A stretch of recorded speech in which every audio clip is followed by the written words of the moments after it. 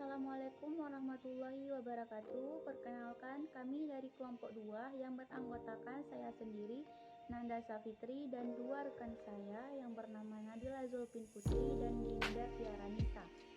Di sini kami akan memaparkan dan mempresentasikan hasil kerja kelompok kami yang berjudul Analisis Rasio Laporan Keuangan.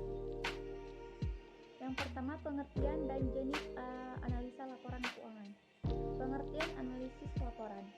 Analisa laporan keuangan merupakan suatu metode atau teknik yang digunakan untuk melakukan pemeriksaan menyeluruh terhadap laporan keuangan. Umumnya, analisa ini digunakan oleh perusahaan atau organisasi dalam memeriksa seluruh jenis laporan keuangan secara berkala. Melakukan analisa ini sangat penting dikarenakan dapat melihat stabilitas keuangan bahkan menghitung untung rugi sebuah perusahaan. Selanjutnya, jenis-jenis laporan keuangan. Analisis laporan keuangan terbagi menjadi 4, yaitu yang pertama analisa tren. Analisa tren atau yang lebih umum disebut analisa time series. Jenis analisa ini bisa digunakan oleh manajer keuangan untuk melihat kinerja sebuah perusahaan dari satu waktu dibandingkan waktu lain. Untuk melakukan jenis analisa ini, seorang akuntan atau manajer keuangan menggunakan histori data dari laporan keuangan. Yang kedua ada analisis common size. Analisa common size ini biasa digunakan untuk melakukan analisa terhadap neraca dan laporan untung rugi sebuah perusahaan dengan menggunakan persentase. Selanjutnya ada analisa persentase perubahan. Analisa ini lebih banyak digunakan dengan cara menghitung tingkat pertumbuhan dari setiap komponen laporan untung rugi maupun komponen neraca terhadap tahun dasar pembuatannya. Jenis analisa ini memang sedikit lebih sulit bila dibandingkan dengan jenis analisa laporan keuangan lainnya. Namun, jenis analisa ini merupakan jenis analisa laporan keuangan yang sangat baik dan kuat. Selanjutnya ada analisa industri. Dalam jenis analisa ini melibatkan perbandingan kondisi perusahaan terhadap perusahaan lain yang bergerak pada industri yang sama. Tujuannya adalah untuk mengetahui cara perusahaan melakukan investasi finansial bila dibandingkan dengan perusahaan lainnya.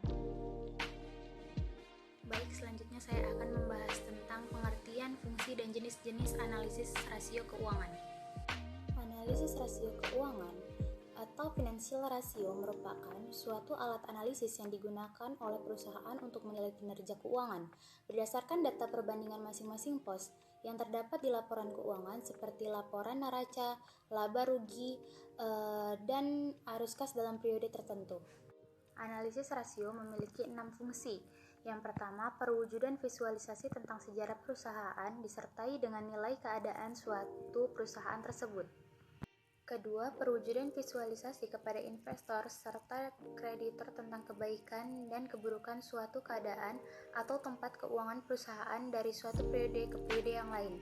Yang ketiga, mampu menetapkan efisiensi kinerja pada manajer perusahaan dengan dituangkan ke dalam catatan keuangan serta laporan keuangan. Yang keempat, adanya kemungkinan manajer keuangan melakukan prediksi reaksi dari para calon investor serta kreditor di saat melakukan pencarian guna menambah dana. Yang kelima, mampu mewujudkan pembuatan keputusan, adanya pertimbangan serta melakukan prediksi berdasarkan tren pasar dengan pencapaian perusahaan serta prospek yang akan terjadi nanti di masa yang akan datang. Dan untuk yang terakhir, standarisasi ukuran penilaian perusahaan agar memudahkan untuk memahami posisi perusahaan yang berada di kalangan industri lainnya. Selanjutnya kita akan membahas jenis-jenis rasio keuangan. Untuk rasio keuangan terdiri menjadi 4 jenis, yaitu rasio rentabilitas atau probabilitas, rasio likuiditas, rasio solvabilitas, dan rasio aktivitas. Pengertian manfaat dan ciri-ciri analisis DuPont. Pengertian analisis DuPont. DuPont analisis adalah rasio keuangan yang digunakan untuk menganalisis kemampuan perusahaan untuk meningkat pengembalian atas ekuitas atau return on equity. Sejatinya, DuPont Analysis merupakan alat analisis yang digunakan untuk menganalisis laba dari perusahaan atau bisnis. Manfaat analisis terbagi tiga. Yang pertama, sebagai bahan evaluasi internal perusahaan. Manfaat ini tentu akan dirasakan langsung oleh pihak internal perusahaan. Yang kedua, sebagai pihak informasi bagi pihak eksternal. Dalam hal ini, pihak eksternal mengandalkan indikator rasio, margin, laba sebagai tolak ukur. Yang ketiga, membuat pengukuran beban utang perusahaan.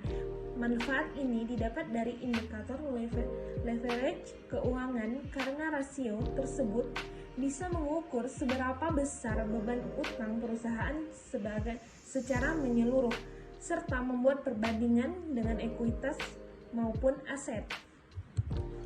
Ciri-ciri DuPont Analysis. Ciri-ciri yang berhubungan dengan return on equity. Yang pertama, margin laba bersih atau net profit margin, total perputaran aset atau total asset turnover, leverage keuangan atau financial leverage. Mungkin hanya ini yang dapat kami sampaikan. Lebih dan kurang kami mohon maaf. Akhirul kalam. Wabillahi taufik wal hidayah. Wassalamualaikum warahmatullahi wabarakatuh.